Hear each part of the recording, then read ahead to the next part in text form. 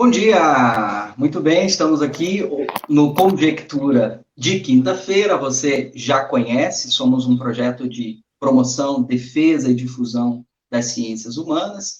Hoje, recebendo de Portugal, uma presença, portanto, transatlântica do nosso querido colega aqui da Universidade Federal de Mato Grosso do Sul, o Guilherme Passamani. Muito bem-vindo, Guilherme, muito obrigado por ter aceito o nosso convite. Eu agradeço o convite e a oportunidade de estar aqui com as pessoas que estão assistindo, com o N e com o Vinícius. Obrigado. Temos também o nosso colega de conjectura, professor Vinícius Carvalho. Bom dia, Vinícius. Bom dia, professor Wayne. Bom dia, professor Guilherme. Seja bem-vindo. Uma felicidade estar aqui para mais uma conjectura com vocês. Bom, muito bem. Você já sabe mais ou menos como funciona, não é? A live de hoje fica, como todas as outras, gravadas e depois disponibilizadas pelo canal do YouTube do Conjectura e também em formato de podcast. Então, após a live, você que, quiser compartilhar ou não puder acompanhar toda a live, pode depois recuperar esse conteúdo no canal do YouTube do Conjectura e também em formato podcast, como eu disse. Um outro aviso muito importante, a gente insiste, para você que está nos acompanhando, seja muito bem-vindo, você que nos acompanha, sabe que pode comentar a nossa live, interagir com o nosso convidado. É muito importante que no momento da live, você compartilhe o que estamos conversando aqui. Isso faz com que nós alcancemos um dos nossos objetivos, que é justamente abrir esse diálogo com a opinião pública a respeito da pesquisa em ciências humanas, do modo como se faz a pesquisa em ciências humanas. Então, está acompanhando a live, comente, compartilhe, interaja conosco e divulgue a nossa live para que possamos, então, alcançar um público maior. Bom, hoje a pesquisa que nós temos o prazer de compartilhar e de discutir é, então, a pesquisa de um segundo doutorado do professor Guilherme, ele já vai falar sobre isso, mas antes, exatamente de entrarmos no tema, Guilherme, você poderia mais ou menos traçar para nós brevemente um pouco o seu percurso intelectual de pesquisador em ciências humanas, por favor? Bem, eu fiz a faculdade, começando lá da graduação, né? Graduação em Santa Maria, no Rio Grande do Sul, na Universidade Federal de Santa Maria. Eu me graduei licenciado e bacharel em Ciências Sociais e logo em seguida também, concomitante, licenciado e bacharel em História. Nessas duas graduações eu trabalhei já com as questões que envolvem gênero e sexualidade. Naquele momento, no curso de História, eu trabalhei sobre um grupo ativista LGBT de Porto Alegre, chamado Nuances. Tracei mais ou menos a história do grupo, que era um pouco diferente dos grupos mais hegemônicos, digamos assim, no movimento LGBT naquela altura, e conquistava direitos importantes. As primeiras leis, digamos assim, que o Rio Grande do Sul teve uma participação muito enfática do Nuances.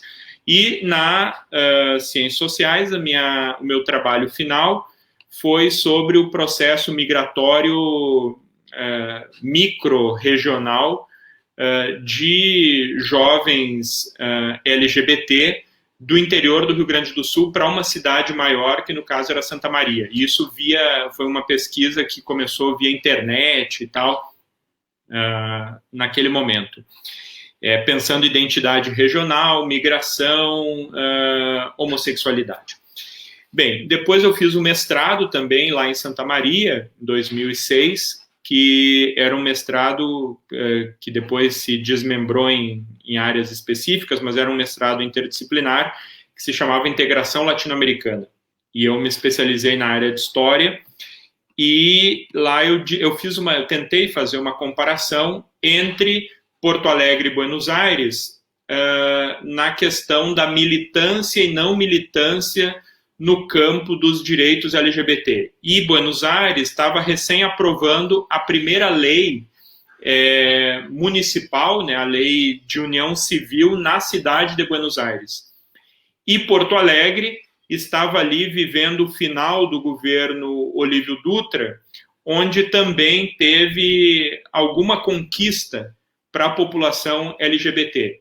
E aí eu pensava Buenos Aires e Porto Alegre, a cidade de Buenos Aires e Porto Alegre, como espaços onde ainda existia uma marcada identidade regional, seja da ideia de macho argentino ou gaúcho, né, que talvez pudesse influenciar na visibilidade ou não num movimento social como o movimento LGBT. Então eu pensava espaços que são, em tese, inóspitos para esse tipo de militância, mas também lugares onde havia conquista nesse campo. Então, eu tentava equacionar um pouco disso. Aí, eu terminei em 2008 e fui trabalhar como professor substituto no departamento que tinha me formado, que era o Departamento de Ciências Sociais, e aí eu trabalhei entre 2008 e 2009 na Federal de Santa Maria, no curso de Ciências Sociais. E em 2009, em setembro, então eu fui aprovado no concurso da UFMS. Eu entrei na UFMS no dia 9/9/9. Eu trabalhei de 2009 a 2015 no campus de Naviraí, no sul do estado. Nós fundamos o curso lá, fomos os primeiros professores que chegaram. Passamos pela primeira avaliação do MEC e tal, e logo após ter terminado o meu estágio probatório, então eu fiz seleção no doutorado em Ciências Sociais da Unicamp, em Campinas, e aí 2012, 2013 eu fiz o doutorado trabalhando, e 2013, 14, 15, né, os últimos 2 anos, eu fiz afastado. Nesse período aí eu tive um sanduíche na Universidade do Colorado, nos Estados Unidos, e desde 2015, então, eu trabalho em Campo Grande.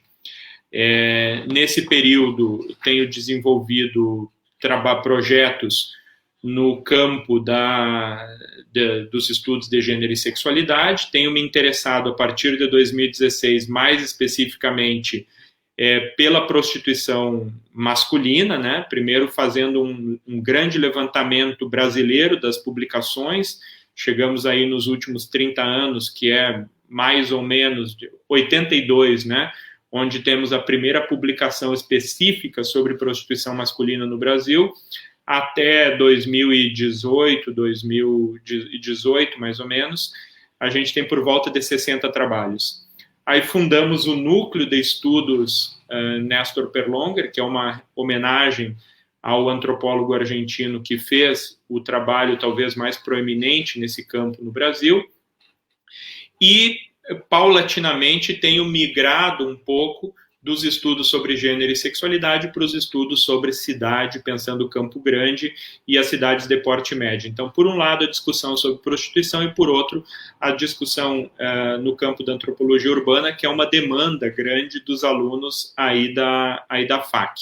E agora, eu iniciei, então, um doutorado específico na antropologia, né, porque isso é relevante na hora da avaliação da CAPES. O nosso corpo docente tinha doutorados variados, então eu fiz essa seleção aqui em Portugal para pensar a rota migratória de brasileiros que vêm trabalhar no mercado do sexo aqui em Portugal. Eu acho que é isso. Uma bela trajetória, Guilherme, e eu vou usar de alguns dessa trajetória a nossa discussão. Pelo que a gente pode perceber, há pelo menos 2 eixos principais aí, né? Um eixo da cidade, né? Você falou dos seus trabalhos em Porto Alegre, Buenos Aires, né? E também esse eixo da discussão de gênero e sexualidade, né? Você nos propôs hoje, penso que é o tema do seu projeto de doutorado, essa questão de investigar os migrantes brasileiros envolvidos com trabalho sexual na cidade de Lisboa. Então, você, pela sua trajetória, já teve uma experiência brasileira latino-americana, não é, com Buenos Aires, uma experiência do doutorado na América do Norte, e agora Europa. Por quê Europa? Por que Portugal? Como é que você situa a linha, né, dessa pesquisa que você já vem realizando, agora com essa experiência de um novo continente? Quer dizer, o que de fato te levou para a Europa e para Portugal, e essa temática em Portugal, enfim? Claro. Então, eu nasci em Alegrete, uma cidade na fronteira com a Argentina. Essa coisa de cruzar fronteiras e tudo mais me acompanha desde criança.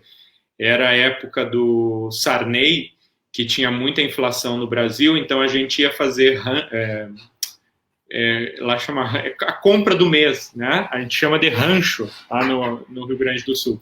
E a gente ia fazer rancho em Passo de los Libres, na Argentina, porque era mais barato. Então a gente andava 140 quilômetros para comprar muita coisa.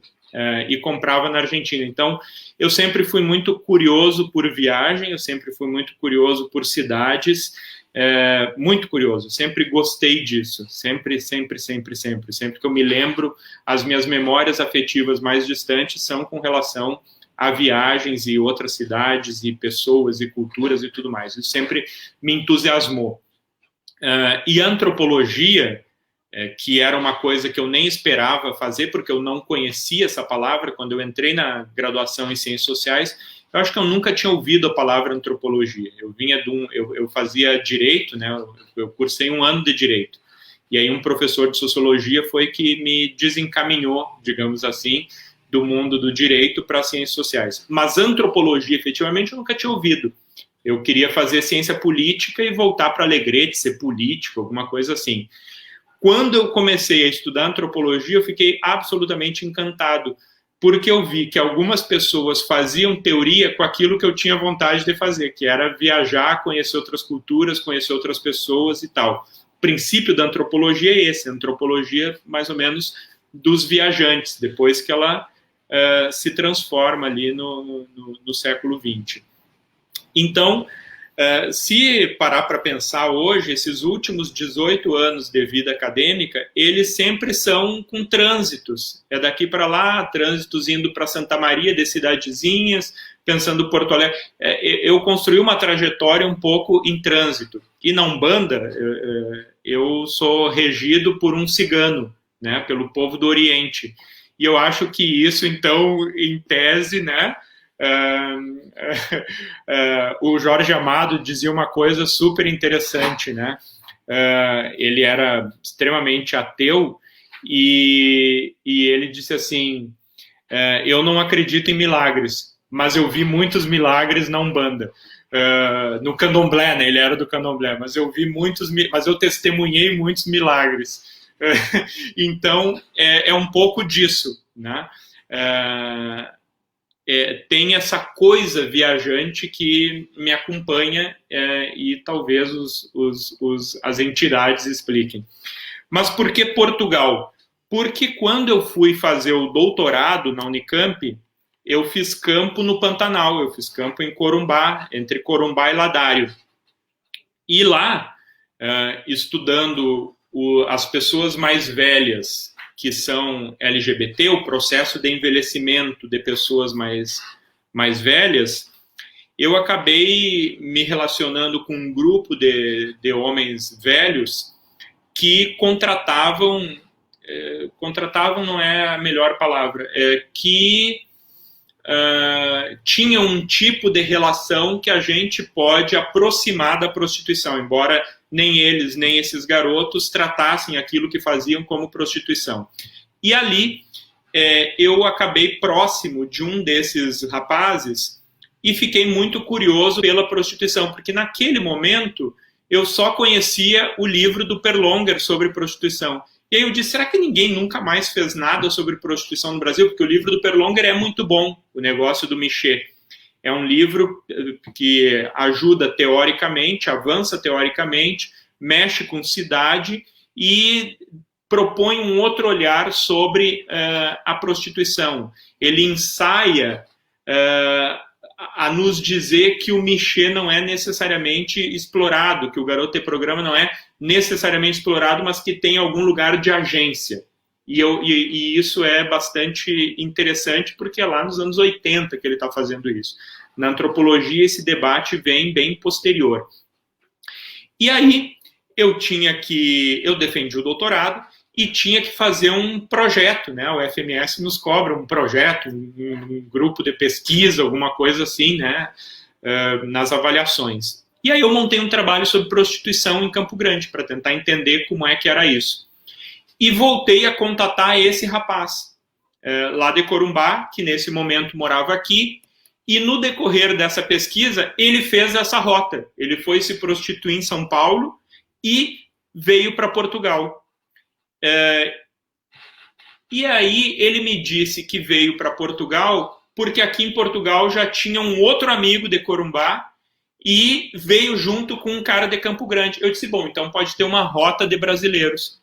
E, para minha surpresa, fazendo pesquisas, eu vi que sim, que o mercado da prostituição em Portugal é basicamente constituído por brasileiros. Há sites de classificados de garotos de programa em que mais de 90% das pessoas que se anunciam ali são brasileiras.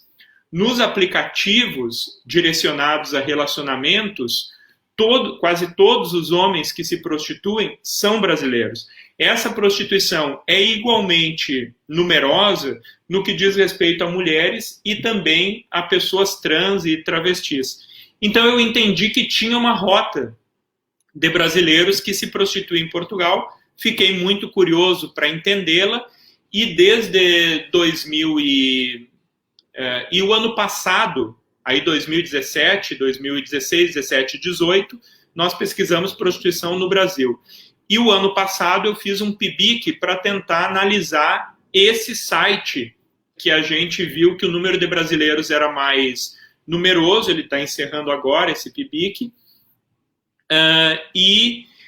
Com esse PIBIC, então, eu montei essa proposta de pesquisa aqui, que talvez agora sofra algumas alterações por conta da pandemia. Mas Portugal entra nesse lugar, que foi onde eu tive uma primeira informação muito incipiente e que depois eu acabei descobrindo que é, digamos assim, uma grande porta de entrada de brasileiros no campo da prostituição, que não acaba em Portugal, senão começa por Portugal.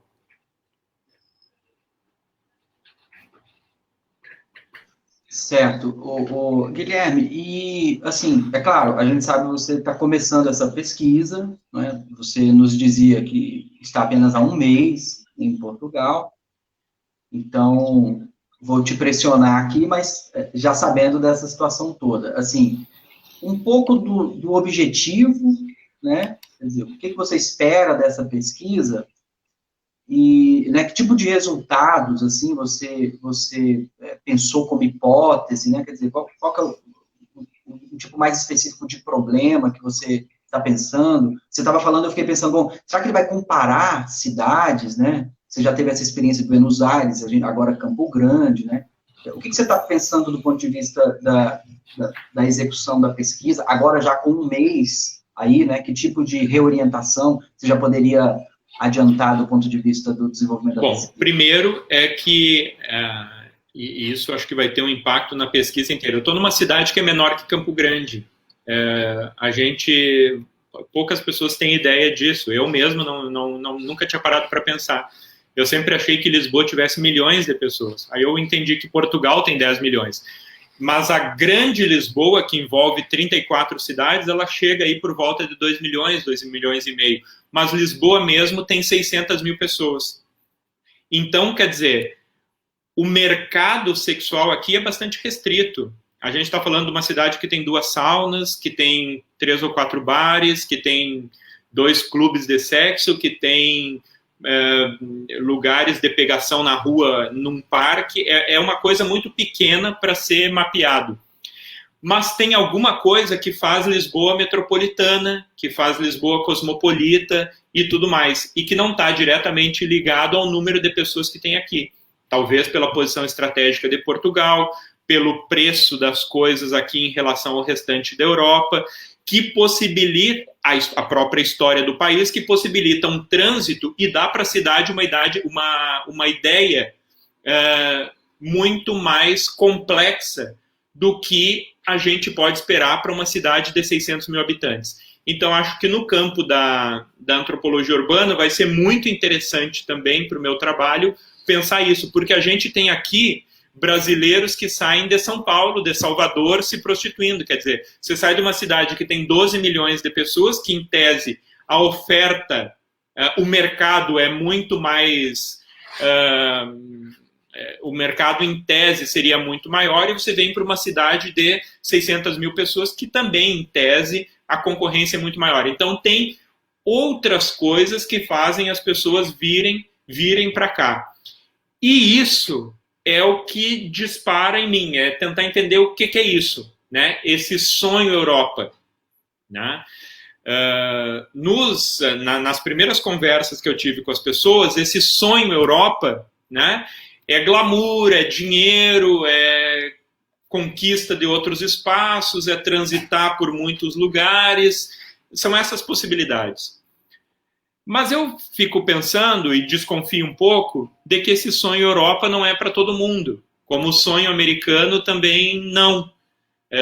E aí me interessa bastante essas pessoas que tiveram o sonho Europa frustrado.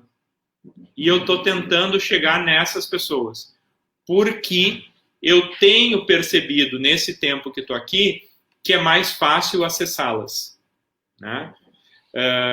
E estou me aproximando de uma ONG aqui que trabalha basicamente com uma ONG de ISTs, né? O estilo do GAPA no Brasil, aqui tem alguma coisa parecida. E essa ONG atende migrantes e trabalhadores sexuais. E muita gente que faz parte desse público atendido é composto por brasileiros. Então, eu estou me aproximando, talvez eu seja voluntário da ONG e tal, para conseguir construir um campo. Mas essas pessoas que frequentam a ONG, basicamente fazem parte dessa, com todas as aspas, baixa prostituição, que não conseguiu se inserir no sonho, no que eu estou chamando de sonho Europa. Então, por um lado, essa é uma coisa. Por outro lado, um elemento que me desconforta muito, e que já apareceu na pesquisa do site português, é que a ideia de brasilidade, né? O brasileiro é como se fosse uma raça. Entende? O brasileiro não é uma nacionalidade. O brasileiro está pau a pau. Estou aqui lançando uma hipótese, porque ainda a gente precisa trabalhar mais, mas eu já fiz algumas conversas com 5 pessoas e isso apareceu em todas elas e as pessoas não se conhecem. Aqui branco é europeu. Preto é africano, é cabo-verdiano, é angolano. E aí tem brasileiro também. Que brasileiro, por mais que seja preto, não vai ser tratado como preto. E ainda que seja branco, como eu não sou branco aqui, eu sou brasileiro, porque brasileiro é uma outra coisa. E essa outra coisa pode se aproximar do que a gente chama de moreno, mulato, enfim, eu acho que moreno. Mas isso não se esgota na cor da pele. Isso constitui o que alguns autores chamam de cor social, que é cor ligada a comportamento, a cultura, a acesso à informação, a rede de relações, a saber se portar, né? Então, cor é uma coisa, cor da pele é outra. E eu acho que o que qualifica o brasileiro aqui, o que constrói um brasileiro racializado, seria essa ideia de cor, que é muito mais complexa, cheia de elementos e tudo mais. Então, essa é uma coisa que que me desassossega muito, porque eu acho que, diferente da subordinação que se aplica, talvez de maneira irrestrita, às pessoas africanas que estão aqui, a cor do brasileiro permite a ele níveis diferentes de agência. Eu acho que, claro, é uma subordinação em relação ao europeu, tem um lugar de desigualdade, mas eu acho que nesse lugar que naturalmente a gente veria desigualdade, esse sujeito pode construir potência a partir dessa diferença. E isso me interessa muito trabalhar, porque no Brasil tenho discutido um pouco dessa questão a partir das interseccionalidades. Guilherme, só uma pequena nota de rodapé aqui, um pequeno à parte. Achei bastante interessante isso que você falou agora. Eu também tenho essa impressão, né? Não estou fundamentado aqui especificamente em uma literatura, mas eu tenho essa impressão, né, de que na Europa, de um modo geral, e nos Estados Unidos, a branquitude é uma questão étnica e histórica. Né? Pode-se dizer branco aquele que tem uma relação de pertencimento étnica e histórica com um grupo muito específico, de modo tal que nós, por mais alva que seja a cor da pele, jamais seremos brancos nos Estados Unidos, por exemplo. Somos latinos, né? Lá somos latinos. Aí em Portugal, você relata que tem essa coisa do brasileiro, né? Talvez até descolado, porque aí é outro contexto, nós somos lusófonos, e aí descolado do latino, porque estamos muito mais próximos dos portugueses, até por razões históricas evidentes. Mas no resto do mundo somos latinos, e não importa o quão branca seja a cor da pele. E é interessante observar, portanto, também o nosso alinhamento do mundo, porque aqui no Brasil existem pessoas e classes que se orgulham de ser muito brancas, e que só são brancas aqui. Isso é muito interessante. Agora você estava falando, e eu me lembrei daquela cena do filme Bacurau, né? Em que os matadores lá, enfim, os motoqueiros estão relatando para os... Eu estou dando um spoiler aqui, mas enfim, acho que isso não faz diferença no entendimento lá do filme. Eu sei que a mulher pergunta para o cara, para o gringo que contratou ela, mas como é que vocês vão nos matar se eu sou branca como vocês? E aí ele diz assim, não, você não é branca, olha os seus lábios, olha o seu nariz, olha a cor do seu cabelo, você não é branca, não. E essa questão me parece muito interessante, porque eu perguntei sobre o latino aqui, né? Eu disse, não, mas nós somos da América Latina, então latino é quem fala espanhol, é muito interessante aqui. É latino, é africano, né? É africano, é branco e é brasileiro. Pelo menos por onde eu tenho circulado, isso está muito claro. O brasileiro se ergue a uma condição quase étnica mesmo, apesar das diferenças que todos os brasileiros têm. Eu tenho um amigo aqui brasileiro, por exemplo, que ele é descendente de japonês, então ele é japa, mas ele é brasileiro. E aí, então, classificar ele fica muito difícil, porque fenotipicamente as pessoas olham para ele e veem que ele é asiático, mas a hora que ele diz que ele é brasileiro, então agora ele é brasileiro também, né?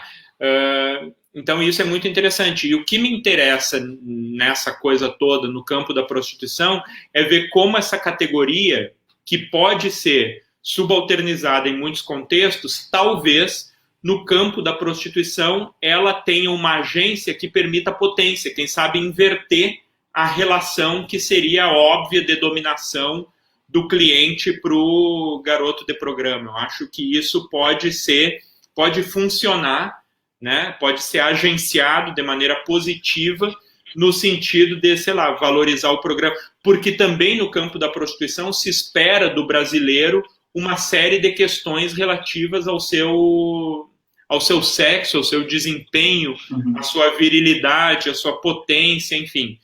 Tem uma expectativa com esse brasileiro que não se tem com outros sujeitos que também estão envolvidos no campo da prostituição. Ô, Guilherme, eu vou trazer um comentário do Júlio Marinho, que está nos acompanhando, você comenta, e vou fazer uma questão. A gente vai entrar, talvez, um pouco mais adiante a respeito desse ponto que me parece muito importante, do agenciamento, né, e dessa relação, mas antes eu queria te fazer uma questão um pouco anterior. Bom, primeiro comentário do Júlio Marinho, né, e quero dizer, você que está acompanhando a live, pode mandar sua questão, pode interagir conosco e com o Guilherme. O Júlio diz o seguinte, Guilherme, eu fiz parte do meu doutorado no Cabo Verde e percebia que lá, por ser uma ilha, eles não se reconheciam muito como africanos. Então, se você quiser fazer um breve comentário aí, eu já faço a minha questão na sequência. Claro, isso é muito interessante. Veja, tem uma coisa muito legal que é o seguinte, a gente não entende que o senso comum é senso comum até a gente pensar teoricamente sobre ele, né? Transformar uma questão dada em um problema teórico. Por que eu estou falando isso? Porque talvez a gente também não se pense como determinada coisa, ocupando determinado lugar, até que a gente seja muitas vezes acusado disso, né? E os cabo-verdianos, eu não conversei aqui com nenhum cabo-verdiano ainda, mas essa é sempre uma categoria colocada sobre eles, né? É quase uma generalização em termos de África. A gente também, eu acho que se for ver no Brasil, dificilmente as pessoas se pensam latino-americanos ou sul-americanos ou coisa assim. Essa é uma categoria englobante, homogeneizante e muitas vezes externa. Então, o que eu estou referindo sobre os cabo-verdianos e angolanos, que é a maior parte das pessoas africanas e pretas, né, que a gente tem aqui, elas são categorias acionadas por pessoas ou portuguesas ou brasileiras, que foi com quem eu tive contato até agora, mas de fato eu acho que inclusive se espera que os próprios cabo-verdianos se vejam primeiro como cabo-verdianos e depois, ou em menor medida, como africanos. Você e o Vinícius, vocês, né, trouxeram aí a pauta da racialização, né, que é justamente um dos temas da sua pesquisa. Eu queria te fazer uma pergunta um pouco mais agora voltada para a nossa situação aqui no Brasil, Guilherme, e também relativa a um dos nossos objetivos aqui no Conjectura, né? Quer dizer, a ideia principal do Conjectura é poder disponibilizar para a opinião pública geral, para o senso comum, né, a importância da pesquisa em ciências humanas, como essa pesquisa é feita. Isso tem a ver, é claro, com os graves ataques, né, que as ciências humanas têm sofrido recentemente no Brasil.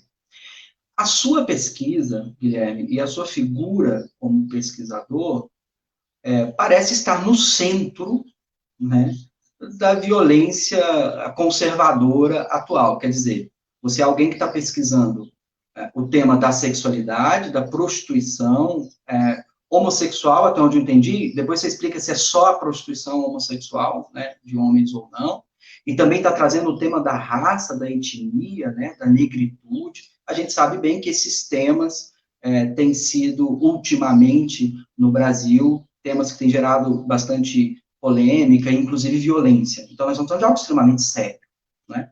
Nesse sentido, é que eu queria que você, assim, pensasse mesmo, Guilherme, na opinião pública, naqueles que estão nos ouvindo, que não são da academia, que não entendem de antropologia, por que é importante uma pesquisa com este objeto, Guilherme?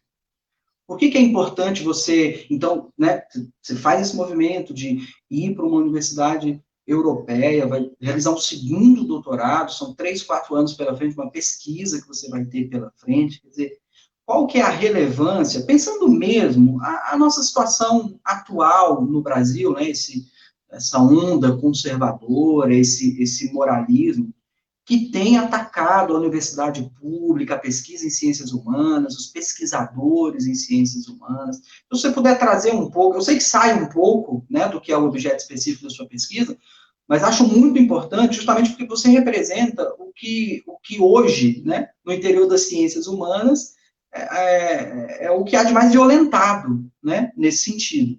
Então, se você puder se posicionar um pouco em relação a isso, seria muito interessante poder te ouvir.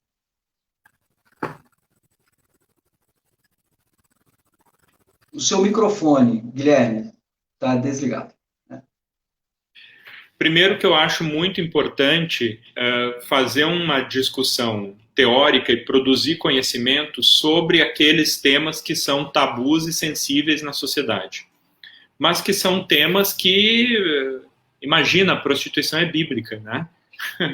A prostituição é bíblica e tem uma posição central na nossa mitologia, né? Na mitologia que nos funda. A prostituta é interessantíssima. O lugar da prostituta na nossa mitologia é muito importante. Mas a prostituição é alguma coisa ainda tratada como tabu. Porque, historicamente, a sexualidade foi construída como um elemento da dimensão do privado, daquilo que tem que ser feito de maneira ritualizada, quase sagrada, né? E aí as pessoas transformam isso num comércio muito lucrativo, e se lucrativo porque tem muita procura. Então, eu acho que tentar pensar nessa dimensão da prostituição como um elemento que ajuda a regularizar e também organizar a sexualidade de maneira geral, eu acho que a dimensão da prostituição talvez seja muito importante para regularizar, inclusive, as uniões estáveis que se estabelecem. Quer dizer, eu acho que a prostituição, como uma antinorma, ela talvez seja fundamental para a própria manutenção da norma. Então, acho que é importante pensar isso, essa dimensão, esse lugar.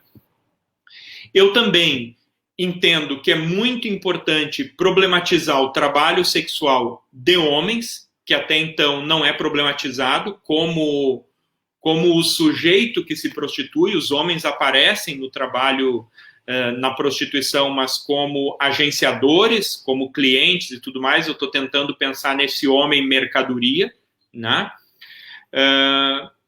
Acho também que é importante fazer a discussão desses temas para que esses sujeitos que já são extremamente vulneráveis, que eles tenham algum subsídio em termos de políticas públicas. O que se faz aqui em Portugal, por exemplo, nessa ONG que eu estou, tem um caráter voluntarista. Ainda não é uma... Quer dizer, não vou dizer isso entre parênteses. Eu não sei se já é uma política pública de Estado ou se ainda são projetos de organizações não governamentais. Não sei em que medida há uma segurança do Estado sobre essas populações. Então, são populações marginais, são populações vulneráveis, são populações completamente desassistidas. É um tipo de trabalho completamente sazonal, né? Quer dizer, não tem uma segurança, não tem um auxílio emergencial para esse tipo de trabalho. Então, acho que pensar sobre esses outros, né, é fundamental, especialmente para a nossa área. Produzir um conhecimento que também seja politicamente engajado, ainda que cada vez mais isso seja tratado como quase anti-ciência, como militância, como, enfim, ideologia, né? Agora, eu acho que nós não podemos, diante desse contexto, passar a fazer pesquisa só com aquilo que vai interessar os governos de ocasião ou a dimensão mais moralista da nossa sociedade, porque eu acho que justamente a produção do conhecimento é avançar sobre temas sobre os quais nós não conhecemos. como a função da arte é justamente questionar, aqui, na minha perspectiva, né, a arte ocupa esse lugar de questionamento. E eu acho que no nosso campo, que são os estudos de gênero e sexualidade, eu acho que a gente sabe muito pouco, circulam muito poucos discursos, né? E onde circulam poucos discursos, é esperado que haja muita coisa não dita ou mal dita, né? Mal falada. E eu acho que é preciso produzir conhecimento de fôlego sobre esses temas para que não se demonize ou desumanize ainda mais os sujeitos. E para que a gente consiga tratar as coisas com as dimensões que efetivamente elas têm. Porque se a gente retirar da prostituição todo um moralismo religioso historicamente construído, o que sobra para a prostituição? A prostituição é um outro tipo de ação comercial. É isso. O que se comercializa ali é o corpo. Qual é o problema de se comercializar o corpo? Bem, aí a gente começa a fazer essa discussão a partir de como a nossa sociedade ocidental, de orientação judaico-cristã, como é que essa sociedade olha o corpo, né? E aí, então, a gente vai tensionando nisso. Eu acho que está mais ou menos por aí. Eu acho que o papel da ciência, a função da gente como pesquisadores, é avançar um pouco sobre discursos que parecem naturais, mas, na verdade, são naturalizados. E eu acho que é desnaturalizar um pouco essas concepções. Isso, claro, incomoda, especialmente quando diz respeito a alguns dogmas da sociedade, como, por exemplo, né, a sexualidade. Muito interessante. Guilherme, eu queria pegar um gancho do que você... Bom, você tocou em diversos tópicos, trouxe à luz alguns problemas agora, mas eu vou pegar um ganchinho de uma parte de sua fala, quando você destaca que ainda há, digamos, pouco estudo, pouca pesquisa, né, nesse nicho com o qual você trabalha. Se eu fiz as contas aqui corretamente, entre 1982 e 2018, foram publicados, em média, 1,6 trabalhos por ano no Brasil sobre prostituição masculina. É óbvio que eu tenho uma média, então, se eu colocar isso aqui na dinâmica do tempo, devo ter uma variação imensa. Estou curioso para saber, por exemplo, se com a virada do século há uma explosão no número de estudos ou não, ou se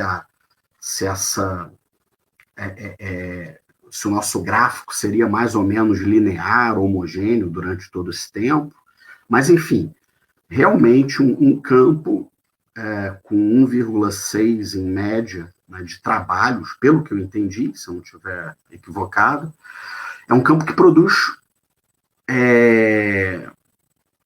muito pouco, digamos assim, se comparado a outros. Quer dizer, há muita coisa a ser pesquisada, né? Há muito que ser investigado. Quer dizer, você tem um campo aberto e vasto para investigação. E nós nós carecemos dessas pesquisas, dessas investigações, porque, como você disse, precisamos desconstruir obviedades e compreender melhor quem somos nós, que tipo de sociedade é essa na qual vivemos. Então, eu queria saber se esses números estão mais ou menos certos e como tem sido o comportamento dessa curva aí no eixo do tempo, se o campo tem se tornado mais dinâmico com o passar do tempo, ou se ainda é um campo pouco explorado. Mas antes de passar a bola, eu queria, só a título de provocação, a título de inquietação, né, levantar aqui não uma bola, mas uma batata quente. Eu tenho uma dificuldade enorme de compreender que onda conservadora é essa que nós vivemos. Eu não consigo entender em que medida essa onda é conservadora. Eles estão querendo conservar o quê, afinal? A universidade, que é uma instituição de séculos, por certo que não. A ciência, que é um dos pilares do que nós compreendemos como sociedade moderna, certamente que não. Será que eles estão querendo conservar a harmonia entre os poderes, a divisão tripartite do poder, a harmonia entre as casas, né? São aí arautos de uma filosofia de Montesquieu? Será que eles estão querendo conservar os valores humanísticos mais básicos? Digamos que eles sejam bem-sucedidos em suas tentativas frenéticas de conservação, o que sobra do mundo após a eliminação do outro? Tendo eles conseguido conservar tudo que pretendem conservar, o que sobra do mundo? Me parece que muito pouco. Então eu não consigo entender essa onda como conservadora. É uma onda extremamente conservador sou eu, que estou à esquerda no espectro. Conservador sou eu, que sou progressista, que estou querendo conservar os valores humanísticos mais básicos, que estou escrevendo na louça. Torturar não pode, tá? Conservador sou eu. Ciência, universidade, valores morais, pluralismo, os fundamentos das sociedades modernas. Agora, na medida em que esses fundamentos se encontram ameaçados por determinados grupos, não, conservadores não. Sei lá, vamos chamá-los de outros nomes. Roedores. Roedores é um bom nome. Eles estão roendo os fundamentos. Não, é uma provocação. Fica como provocação. Porque eu vejo aqui e acolá essa coisa dos conservadores e eu fico tentando entender o que está sendo conservado. Isso é bem interessante. Eu vou chegar já aí porque eu acho que tem ligação com a primeira pergunta, que é sobre o campo, né? E a produção brasileira e tudo mais. Essa produção tem uns 3, 4 trabalhos nos anos 80, 3 deles do Perlonger, um de uma mulher, que eu não lembro o nome, de uma autora em Santa Catarina, eu tenho o texto até. Depois a gente tem alguns trabalhos nos anos 90, mas basicamente a produção sobre esse campo, que é o campo da diferença, se dá entre 2003 e 2016. É basicamente aí que os trabalhos sobre todas as diferenças ocorrem. O começo no governo Lula, quando o governo Lula cria um programa super interessante chamado Gênero e Diversidade na Escola e coloca cursos com alguns dos especialistas nessa área nos lugares mais recônditos do Brasil. Mato Grosso do Sul teve em Dourados, mas quando a gente percebe, por meio do Reúne, com todas as críticas, eu me lembro que eu fui a Brasília numa manifestação contra o Reúne quando eu era estudante, porque achava que o Reúne não era o ideal, e não foi mesmo. Mas quando o Reúne tinha uma série de problemas, né? Foi feito em várias universidades sem qualquer critério. Mas o Reúne é a tentativa de interiorizar o ensino superior, democratizar o ensino superior, que no Brasil era um ensino para meia dúzia de pessoas, com uma cor marcada, com uma classe marcada. Então, quer dizer, o Reúne teve problemas, mas e naquele momento a gente via que o Reúne era problema, não porque não devia fazer a interiorização do ensino superior, mas porque os critérios tinham que ser ainda mais inclusivos do que foram com o Reúne. Como um problema enorme do Reúne é fazer a conta professor-aluno. Isso não faz nenhum sentido, tem que ser professor-disciplina, né? Mas tendo uma conta professor-disciplina, você precisa de muito mais professores na instituição. Quando você faz professor-aluno, você precisa de menos professores. o que vai acontecer é que esse professor vai ter que dar mais aula, e naquela época a gente tinha o entendimento de que o professor tem que dar menos aula para poder pesquisar. Em nenhuma universidade séria do mundo, um professor dá mais do que uma matéria, 2 matérias, no máximo. São 2 cursos, um na graduação, outro na pós, e só. E já é um professor sobrecarregado. Por quê? Porque tem que ter muito tempo para fazer pesquisa. Então a crítica não era porque o Reúne existia, mas é porque o Reúne tinha que ser muito melhor, né? Como a oposição que se faz aos governos do PT não é pelo que o governo do PT fez, é por aquilo que ele podia fazer e não fez, né? Então a crítica que a esquerda faz ao PT não é a mesma crítica que a direita faz aos governos progressistas. Os governos progressistas criticam o PT pelo que ele fez, né? A direita critica o PT pelo que ele fez. A nossa crítica ao PT é por aquilo que ele podia ter feito e não fez no governo. Então, são questões diferentes. Mas, sem dúvida, houve uma série de avanços durante os governos progressistas em que esses temas foram tratados como questões muito sérias e que precisava se avançar. A própria Secretaria de Direitos da Mulher, e que adquiriu de políticas públicas para as mulheres e que adquiriu status de ministério, os direitos humanos que adquiriram status de ministério, tudo isso deu aos estudos de gênero e sexualidade um corpo muito grande. E aí eu estou falando também de volume de recursos. Se investiu na ciência que pesquisava esses temas. Aí a gente está vendo agora um refluxo disso, né? Eu mesmo tentei fazer pós-doutorado 2 vezes com bolsa, apresentando o tema da prostituição, e ele não foi aceito. Quer dizer, os caras foram investir em quem está pensando em relações internacionais, impactos do Brasil com a União Europeia e tudo mais, e aí quando vai para a mesa de negociações lá para liberar a bolsa ou não, tem isso e tem o meu projeto sobre prostituição. Meu projeto não vai ser aprovado, e não foi de fato. Eu nunca fui tão elogiado nessa seleção, nunca recebi um parecer tão bonito, não tinha nenhuma crítica. A única coisa que disse que não atendia, não chegou lá não atendeu aos critérios para receber a bolsa, mas que estava classificado e muito bem. E guardo isso até como um troféu ali, de tão elogioso que fui, porque fui elogiado pela categoria. Agora, quando chega na parte técnica de tomada de decisão, na parte política de tomada de decisão, politicamente não se interessa, não interessa uma pesquisa sobre prostituição, e ainda mais uma pesquisa que não corrobora a ideia comum sobre prostituição, que é a ideia de condenação, de abolicionista em termos de prostituição. Então, eu acho isso.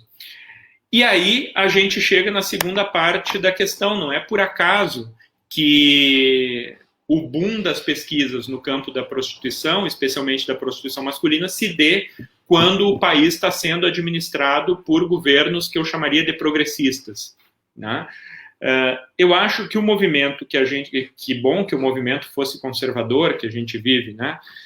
Que bom que a gente estivesse sendo governado por uma direita, né? Porque a direita, há frações da direita que são muito respeitáveis, né? A direita governa boa parte do mundo, e a direita governa boa parte da Europa. O governo de Portugal tem uma parte que é administrada pelo Partido Socialista, mas tem outra que é de centro-direita.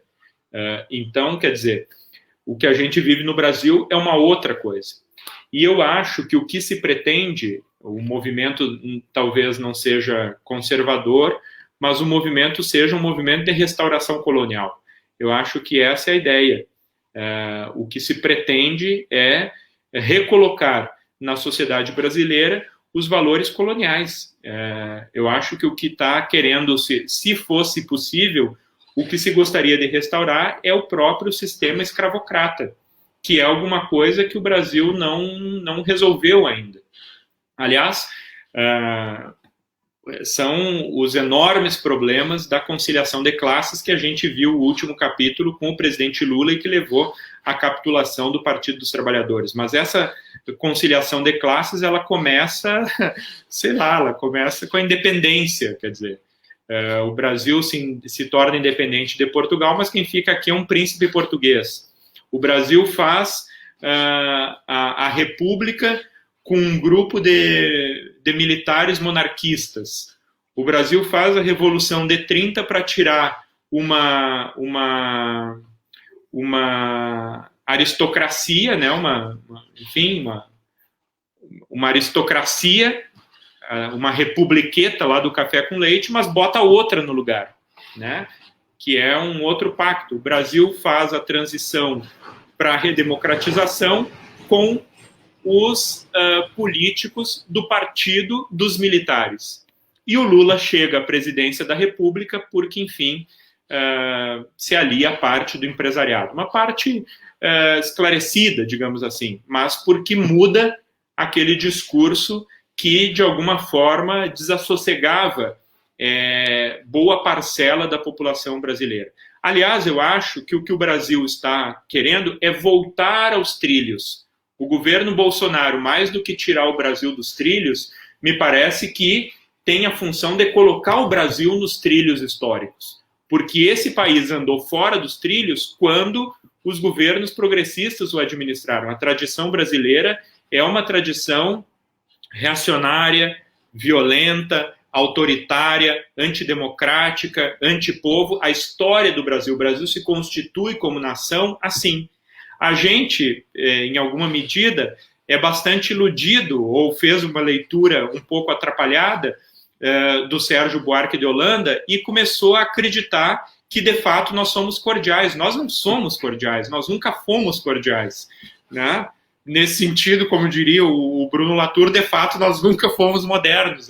A modernidade não chegou aqui, ainda somos feudais, ainda somos violentos e tudo mais.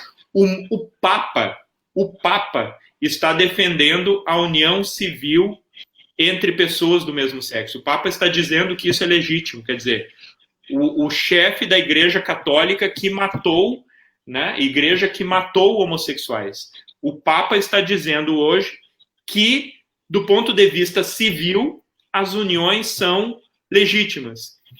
Isso é o suficiente? Claro que não, mas é um enorme avanço na história dessa instituição. Esta instituição, que é uma que muito pouco mudou nos últimos 2.000 anos, 1.600 anos, 1.700 anos, essa instituição já começa a dar alguns passos, porque é inevitável. A sociedade brasileira está recuando.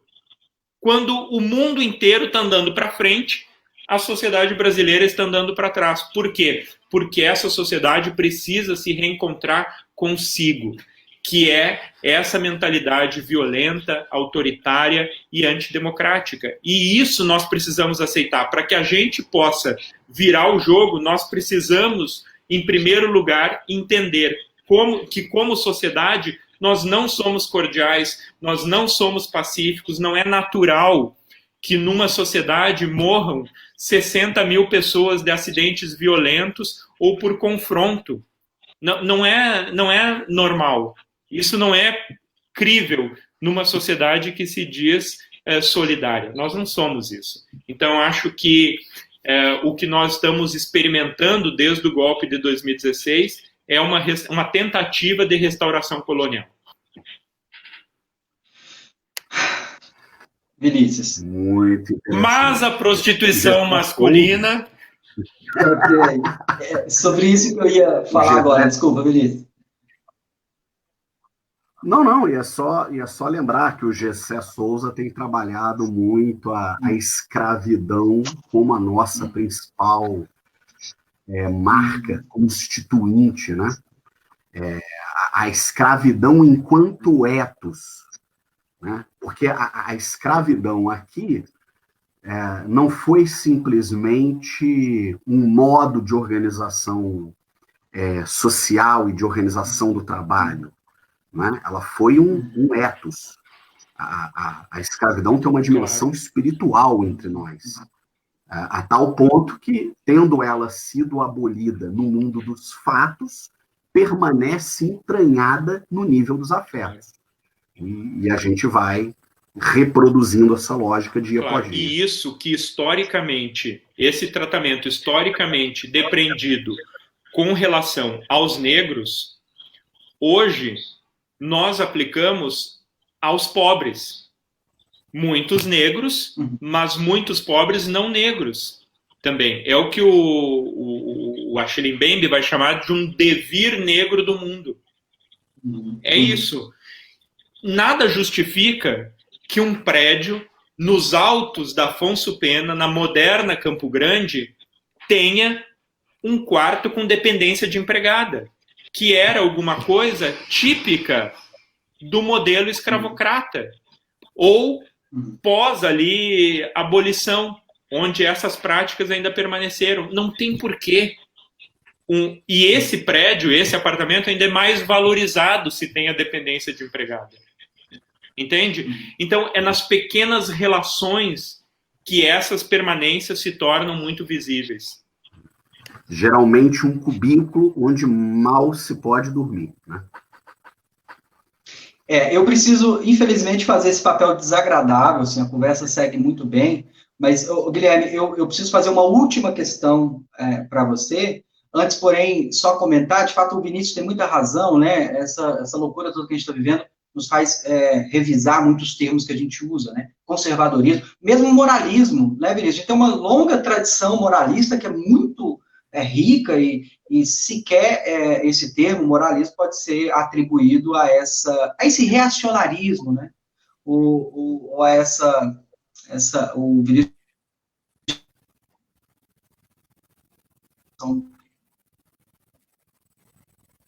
falhou para mim, Wayne. Eu não sei se para o Guilherme também. Também. O Wayne, para mim, está travado. Está travado. Ele vai... Já ele vai identificar, se já não identificou, né? E vai tentar recuperar aí o fio da meada, né? Em épocas de live, né? Isso é super normal. Com esse tipo de problema. Wayne, eu acho que voltou, né? Você estava falando do moralismo. Da tradição moralista. Não, só dizendo isso, que sequer moralismo a gente pode dizer porque é uma boa tradição moralista, né? Mas, indo ao ponto, Guilherme, para uma última questão, assim, esses temas todos a gente se desviou, é verdade, né? Bastante do que é a sua pesquisa, mas nem tanto, né? Nem tanto, quer dizer, ela acaba transitando por esses temas todos, você vai ter 3, 4 anos pela frente, certamente vai voltar ao Conjectura para a gente retomar o tema, mas só do ponto de vista inicial e para a gente finalizar a nossa live, acho que é importante destacar isso e eu queria um comentário final seu, né? Quer dizer, você está na Europa fazendo um trabalho de pesquisa sobre prostituição masculina, justamente num continente que o próprio Brasil produziu o imaginário da prostituição feminina, né? Então, assim, destaque aí os pontos principais que você acha importante, assim, do ponto de vista da originalidade, né, do que você pretende investigar, para a gente, infelizmente, encaminhar para o encerramento da nossa live. Repito, né, mais oportunidades virão para que você dialogue e traga para nós justamente os resultados desse trabalho.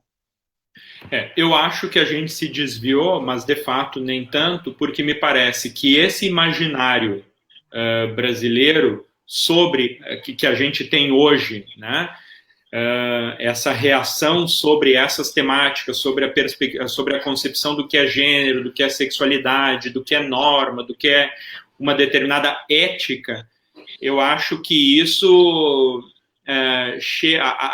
atinge em cheio o campo da prostituição. Acho que o campo da prostituição nos ajuda muito a compreender esse lugar que, infelizmente, está mais visível aí na sociedade brasileira em termos de concepção de mundo, de sociedade, enfim, eu acho que a prostituição ajuda a desassossegar um pouco esse lugar.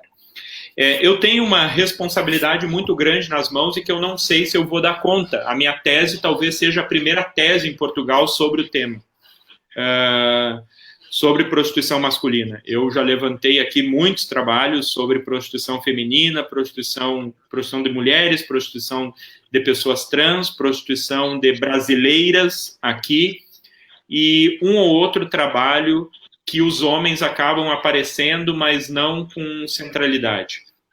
Então, até esse momento, eu não acompanhei, não tenho, pelo menos no repositório das principais universidades, não tem uma tese ainda produzida especificamente sobre esse tema. Isso é muito bom, porque talvez garanta que o trabalho vai ter alguma visibilidade, vai circular e tudo mais, mas, por outro lado, é um problema porque é meio que um tiro no escuro, assim, quer dizer, não tem alguma coisa que te ajude a ter uma base.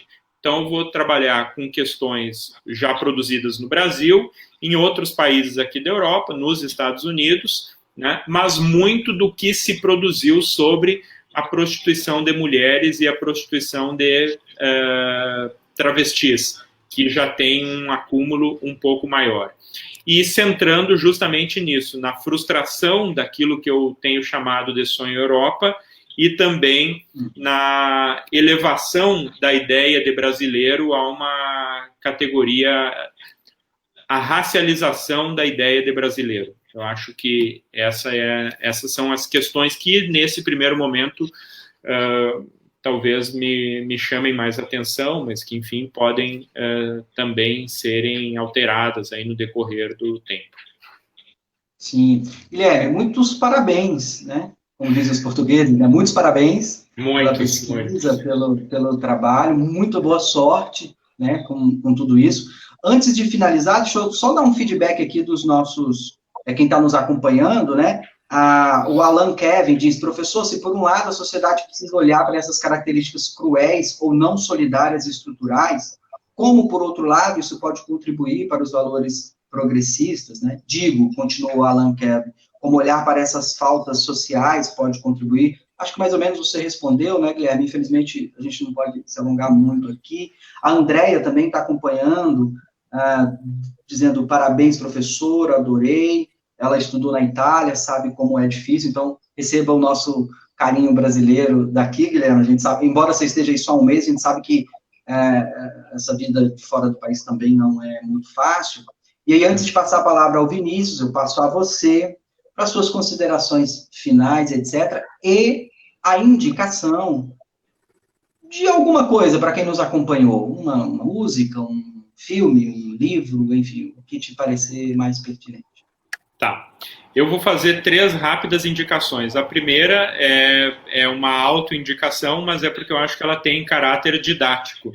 Junto com o professor Marcelo Rosa, da Educação Física, e a Tatiana Bezerra, que hoje faz mestrado lá na Federal de Santa Catarina, nós publicamos um texto na revista de Antropologia da USP, que se chama, eu não vou saber como se chama, Prostituição Masculina, um panorama da produção nacional. Ali a gente reúne os quase 60 textos produzidos, dá um olhar, apresenta blocos, perfil dos autores, região que são mais produzidas, e tenta fazer algumas reflexões explicando um pouco sobre isso.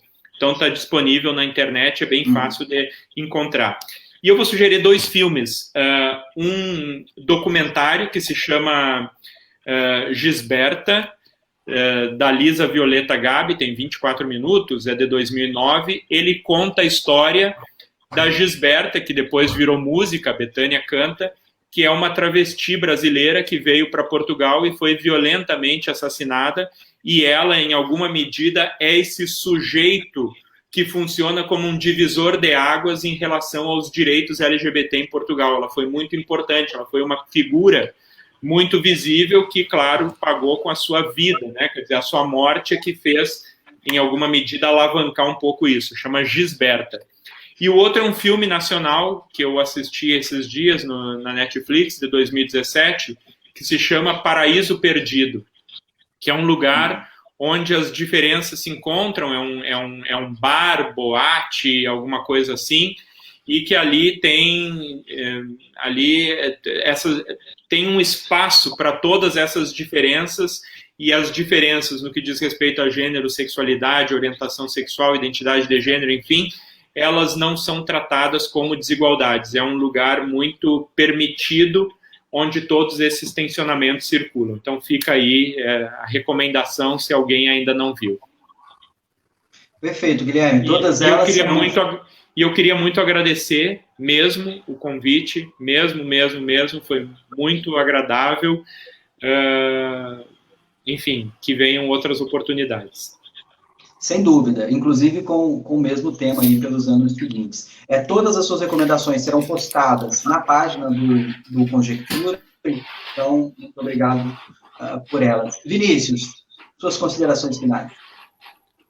Não, gostaria de agradecer ao Guilherme pela exposição clara, instigante, que nos levou a pensar sobre temas muito importantes e a meditar sobre um quadro mais amplo, mais geral, né, da sociedade que nós vivemos e construímos, né, e reproduzimos.